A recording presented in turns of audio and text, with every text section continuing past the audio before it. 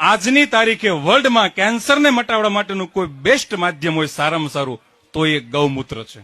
ગૌમૂત્ર તમે પીવા લાગો, 1 વર્ષ જે વ્યક્તિ તંદુરસ્ત વ્યક્તિ 1 વર્ષ સુધી પર ડે 10 મિલી, યાદ રાખજો, ગૌમૂત્ર કેવી રીતે પીવું લોકોને નોલેજ નથી. લોકો પીવો એટલે પીવા જ લાગે છે. 24 કલાકની અંદર 10 ml થી વધારે ગૌમૂત્ર તમારા જઠરમાં ન જવું જોઈએ. આપણા જઠરની અંદર ભગવાને પ્રોટોન પંપ આપ્યો છે.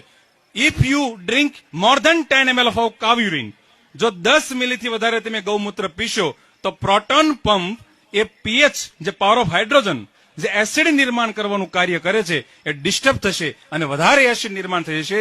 બની શકે કે લીવર અને કિડની પણ ડેમેજ થઈ શકે. માત્ર 10 ml થી વધારે ગૌમૂત્ર ન પીવો અને 1 વર્ષ તમે પીવો. દુનિયાનું કોઈ પણ એવી વાત નથી કે દુનિયાનું કોઈ પણ એવું ખોરાક નથી કે તમને કેન્સર કરી શકે. અને એ પણ ગૌમૂત્ર જો તમારે પીવું હોય તો વાછરડીનું પીવાનું, ગાયે બચ્ચાને જન્મ આપ્યા પહેલા. અને માનો કે ગાયે બચ્ચાને જન્મ આપી દીધો છે, પછી 3 મહિના પછી એ સમયગાળા દરમિયાન ગૌમૂત્રની અંદર હોર્મોન્સ, અંતસ્રાવો આવે છે.